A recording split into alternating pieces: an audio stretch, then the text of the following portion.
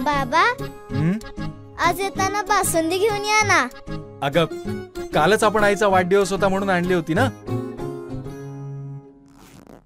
ऐकलं, गोकुळची बासुंदी पुन्हा खावीशी वाटतेय. खरं सांगू, मलाही खावीशी वाटतेय. पुन्हा पुन्हा खावीशी वाटणारी गोकुळ बासुंदी.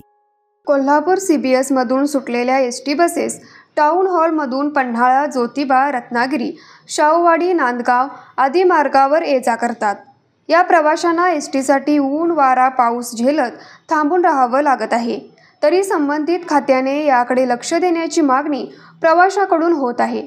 कोल्हापूर पन्हाळा, कोल्हापूर रत्नागिरी, कोल्हापूर कोडोली, कोल्हापूर नांदगाव, कोल्हापूर ज्योतिबा येथील प्रवाशांना एसटी बसेससाठी टाउन हॉल येथे थांबावे लागते. या ठिकाणी पिकअप शेडचा निवारा होता.